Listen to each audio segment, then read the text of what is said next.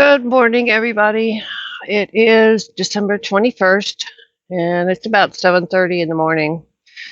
I fired this kiln 2 days ago, and I did something that I know I should never do. I fired it late on a long schedule because I had single fire stuff in here, and I didn't want to ramp it fast and have the stuff explode. So, at 1:30 in the morning, yesterday morning, I was exhausted. Sorry about the traffic noise. The kiln hadn't shut off yet, the cones hadn't fallen yet, and I went to sleep. Well, when I got up the next morning at 8 o'clock, the kiln was still going. I know better than to trust a kiln sitter or even a digital controller. I have witness cones in here. They witnessed a lot. The poor babies are dead. I did take a couple of pieces out yesterday, so that's what the strings are. Obviously, these strings that you see here did not survive the firing. I guess you can see them there. All right. You can see my witness cones back here. Oh, stuck to the shelf. The witness cones are dead. The good news is, I'm going to set you back down. Carefully. These little bells seem to have survived, although the colors didn't do so well.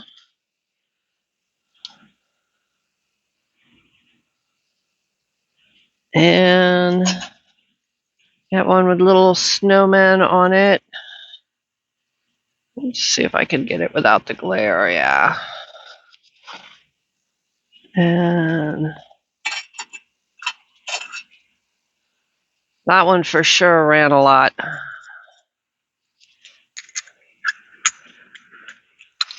All right, let me get on the other side here. All right.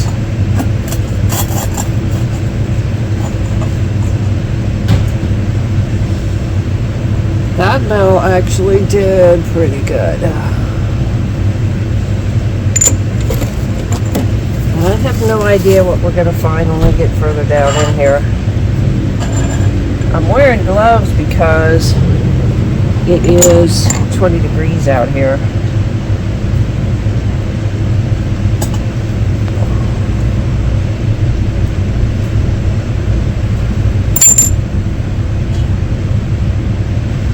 These were supposed to be little clappers. They didn't make it. They melted down into the stilts. So that bell is stuck. That one's loose.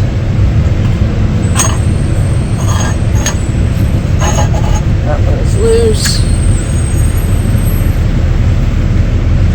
And I have a video of how to make the bells. I throw them off the hump. And these are made out of Laguna frost, so they should be translucent.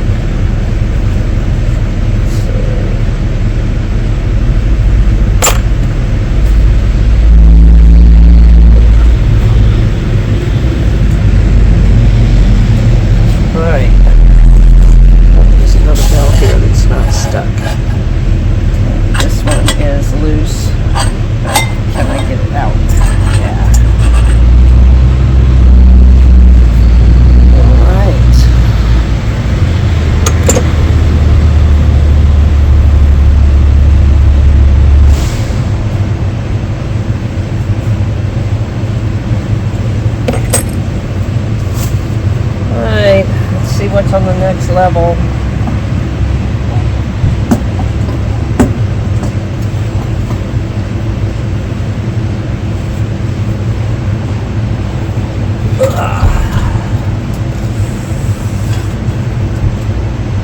Oh yeah, the glaze just ran right off of those pots.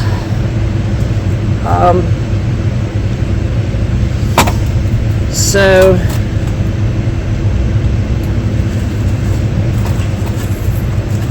I don't want to cut myself. This one and this one were refires. This one was the first time, but it had light flux on the outside, which gave it a nice pedestal, but it ain't coming off of that shelf very easily. So let's just set this over here. Oh wow. Oh wow.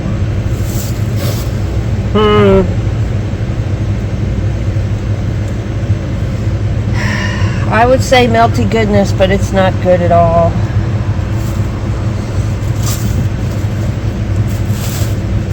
Okay, so I'll give you a peek. This was standard 266. It was on a stilt. The stilt melted. The pumpkin looks like it melted. 266 doesn't do good at cone, whatever the hell we got to. You can see the blob that was the kiln, or the cone pack. This was a refire. This was a single, no, that was bisque, but it does have some bloating in the bottom, it looks like. Some of the bells might be salvageable. We'll see. I had a lot of kiln shelf work to do. Alright, let's set you back down. Sorry for the bumpiness.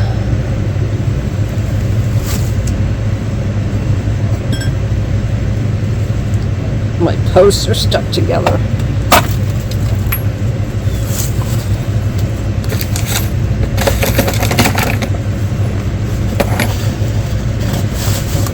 Drain pipe here that's in my way. Wow, my posts turned toasty brown. They were that color. That gives you an idea of how warm we got here. Oh, that one came off. Wow. Serious plucking on the bottom. I don't know if I'll be able to save that or if it's hammer time. And it looks like a little bit of bloating in there.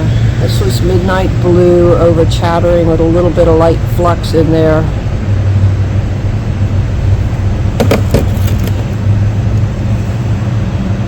Alright, that one came off. That was a refire. Lots of blistering.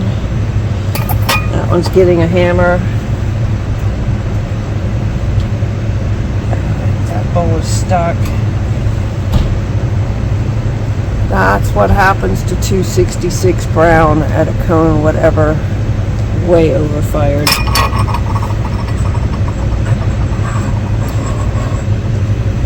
Way overfired. As a matter of fact, there's little charcoaly bits on the shelf. Alright. Bells.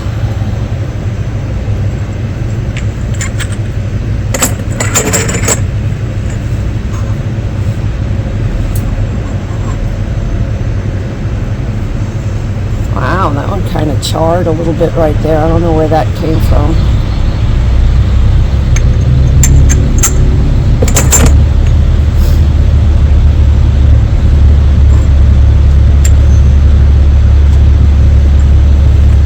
Three more bells. I like the way the midnight blue breaks over the texture. It doesn't take a lot of texture for it to do it. Alright, so that one was blue on the inside and white on the outside.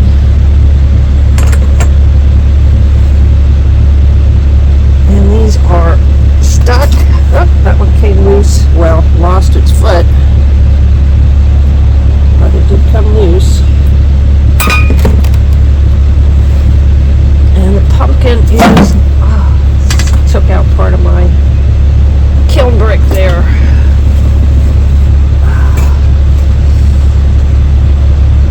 Let's get this off of here before it breaks something.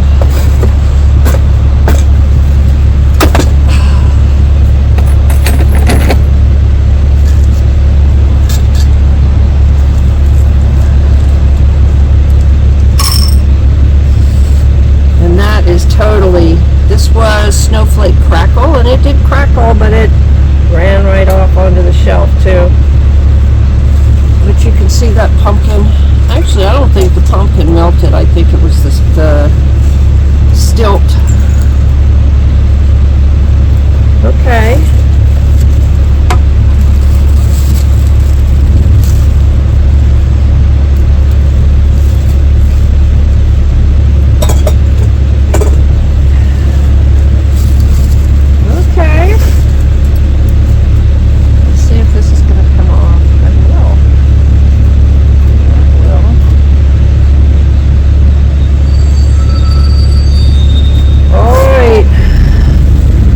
Look in the bottom. It's not pretty, but there might be a couple of salvageable pieces out of there, and I'm gonna have to replace my holders in here because this melted tea totally. I might even have to replace the whole kiln sitter thing. That's what's left of that cone. I do not know why it didn't shut off. This was working. There it goes. This was working when I came out here, but we'll see. So far, I don't see any reason why it didn't shut off. There wasn't anything against the kiln sitter.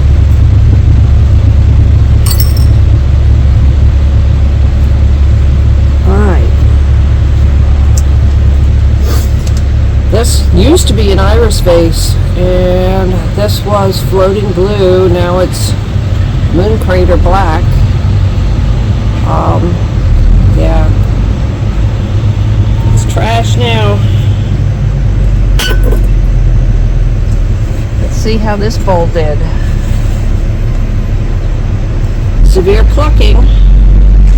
Although I may be able to actually grind that off. This one might, nope, it's got some blistering right there. Can you see it right there? It's got a big old blister and another smaller one there. This was a peacock pattern, which I'll try again because I think it'll be cool, but it was midnight blue licorice and had lumos over the top. Nope. A lot of hours down the drain, I tell you. So the reason that I'm posting this is so that people can learn from my mistake. I don't care if your kiln has fired correctly 1,000 times before. Don't leave it to chance. Monitor it, stay with it. These suckers are high powered and they can, that one didn't turn out too bad. It sure isn't what I expected, but it's intact.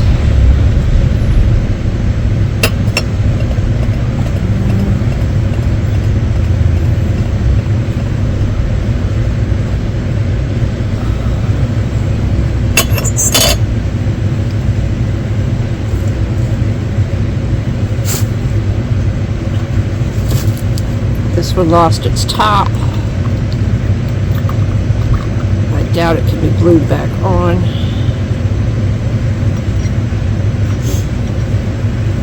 Let's put this bowl flat so I can put some balls in it.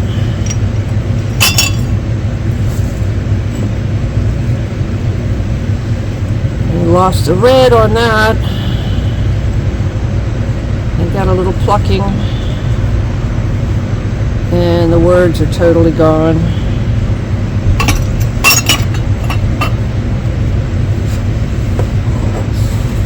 This one's handle fell off and stuck to the side. This one is stuck. Oh, there it goes. Might salvage that one. But the outside is just plain ugly. The words are distorted. Yeah, pretty sad load. Let's see if this guy will come off. Nope. And my shelf was stuck to the bottom.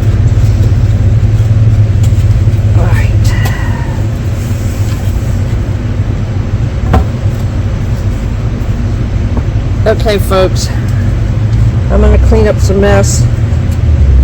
I'm going to get some coffee. I'm going to pour some gin and lick my wounds. Yeah. Alright, so I hope you guys have a Merry Christmas, happy what's left of Hanukkah. Don't do what I did. Learn from my mistakes. And this is probably a good opportunity to explain heat versus heat work. I have no idea how hot the kiln got. It may have stayed at cone 6 the whole time because this is not a powerful kiln. But think about baking a cake. If you put a cake in the oven and turn the oven on and wait till it gets to 350 degrees, the cake is not done. The cake has to stay at 350 degrees until all of the chemical reactions take place. The air expands, it makes the cake rise, it makes everything solidify, and you have a beautiful cake that's yummy, delicious, moist, tender, so on and so forth.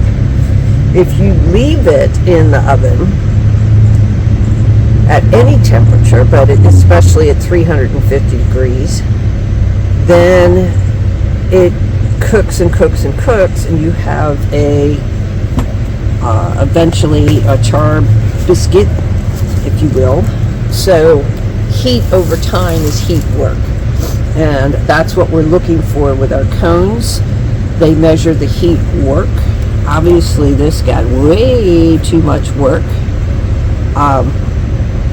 but that's the concept. You don't just fire to a temperature, you fire to a temperature over time. So you can fire to a cone 5 temperature, but leave it at that temperature for long enough that you actually reach a cone 6, if that makes sense to you. Anyway, keep chasing your dreams, keep pushing your limits. Don't be afraid to make mistakes, because that's how we learn. Have a Merry Christmas, Happy Hanukkah, Happy New Year, and I will see you on the next one.